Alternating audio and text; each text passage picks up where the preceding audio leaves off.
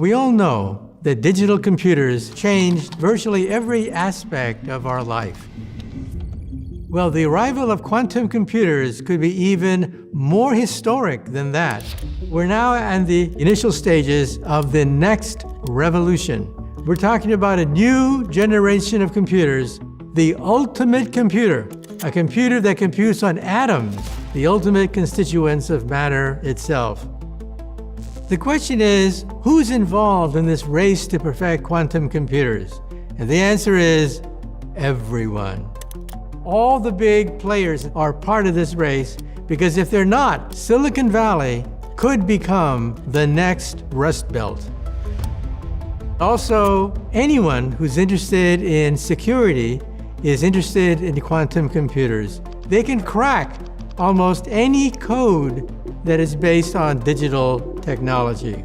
That's why the FBI, the CIA, and all national governments are following this very closely. Quantum computers will change everything. The economy, how we solve problems, the way we interact with the universe, you name it, quantum computers will be there. I'm Dr. Michio Kaku, professor of theoretical physics at the City University of New York, and author of Quantum Supremacy, about the rise of quantum computers.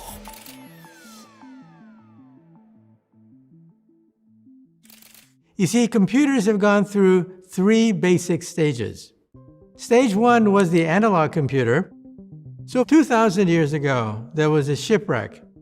And in the boat that sank was a device, and when you brushed away the dirt and debris, you began to realize that it was a machine of incredible complexity.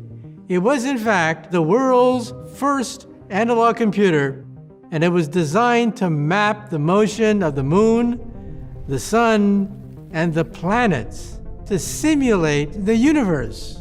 But as we primitive peoples became more prosperous, we had to count things. Count how many cows you had. Count how much profit you made. Analog computers could be based on sticks, bones, whatever it took to count. So this went on for thousands of years until finally we reached the work of Charles Babbage. He creates the ultimate analog computer with hundreds of gears and levers and pulleys, and by turning the crank, you could then calculate longitude, latitude, you could calculate interest rates. It was very valuable to have an instrument like that for the banking industry, for commerce. Then World War II comes along. Babbage's machine is simply too primitive to break the German code, so the job was given to mathematicians like Alan Turing. Alan Turing was the one who codified a lot of the laws of computation into what is called a Turing machine. And of course, it's digital. Now, the digital revolution is based on transistors. It operates on zeros and ones, at the speed of electricity. Every digital computer is a Turing machine. The next step beyond digital computers is the quantum era.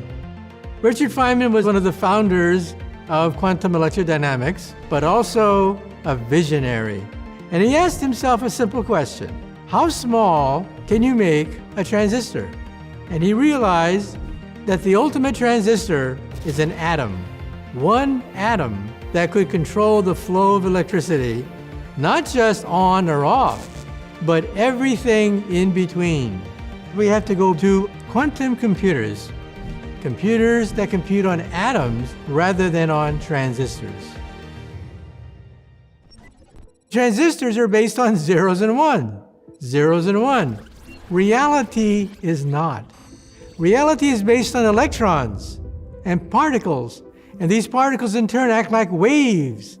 So you have to have a new set of mathematics to discuss the waves that make up a molecule. And that's where quantum computers come in. They're based on electrons. And these electrons, how come they have so much computational power? Because they could be in two places at the same time. That's what gives quantum computers their power.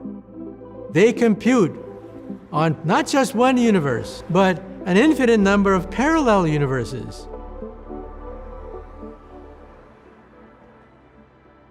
At the fundamental level, quantum mechanics can be reduced down to a cat, Schrödinger's cat. Let's take a box. In the box, you put a cat. And the question is the cat dead or alive? Well, until you open the box, you don't know. It is alive and dead simultaneously. It's in a superposition of two states. In other words, the universe has split in half.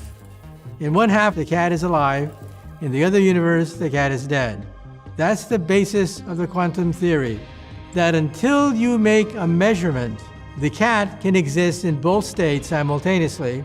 In fact, in any number of states simultaneously. The cat could be dead, alive, playing, jumping, sideways, sick, any number of states. Now, why am I mentioning this? Because this summarizes the power of quantum computers. Quantum computers compute on parallel universes. That's why they are so powerful. So how much faster is a quantum computer over a digital computer? In principle, infinitely faster. When we talk about digital computers, we can measure their power in terms of bits. For example, spin up, spin down, zeros and one, would constitute 1 bit. For a large digital computer, we're now talking about billions of bits that are modeled by transistors. Except now quantum computers talk not just about spin up or spin down, but everything in between. That's called a qubit. 1 qubit represents all the possibilities of an object spinning between up and down. Thousands of qubits can now be modeled with the latest generation of quantum computers. Eventually, we hope to hit 1 million. And so we're talking about exceeding the power of ordinary digital computers. That's called quantum supremacy. It is the point at which a quantum computer can outrace and outperform a digital computer on a certain task. We passed that several years ago, but we want a machine that could exceed the power of any digital computer. We're not there yet, but we're very close to it. The number one problem facing quantum computers is the question of decoherence. Everything is based on particles like electrons, and electrons have waves associated with them. When these waves are vibrating in unison, it's called coherence. And then you can do calculations of a quantum mechanical nature. But if you fall out of coherence, then everything vibrates at a different frequency, and what is that called? Noise. You have to reduce the temperature down to near absolute zero, so everything is pretty much vibrating slowly in unison. That's difficult. Now, nature solves this problem. It is the basis of all life on the earth. Photosynthesis, for example, is a quantum mechanical process. Mother Nature can create coherence at room temperature. Amazing.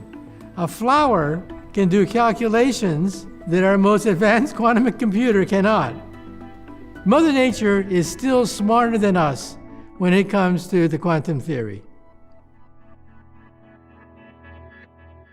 So let's face it, there are hurdles affecting the growth of quantum computers, but they pale in comparison to the benefits that may be unleashed by quantum computers. We're talking about opening the floodgates. Take a look, for example, of food supply. The green revolution that allows us to feed the population of the world is slowly coming to an end. We're trying to use quantum computers to unlock the secret of how to make fertilizer from nitrogen. Take a look at energy. Quantum computers may be able to create fusion power by stabilizing the superhot hydrogen inside a fusion reactor. And take a look at medicine. You realize that life is based on molecules. Molecules that can create Alzheimer's disease, Parkinson's disease, cancer. These diseases are beyond the reach of digital computers. But hey, this is what quantum computers do. We'll be able to model diseases at the molecular level. And that's why we hope to cure the incurable using quantum computers. We're talking about turning medicine upside down. My personal hope for quantum computers is that we'll be able to create a theory of the entire universe. The theory that eluded Einstein, the theory that would explain black holes and supernovas and galactic evolution. But the equations are so complex that no one has been able to solve them. Perhaps they'll be solved in the memory of a quantum computer.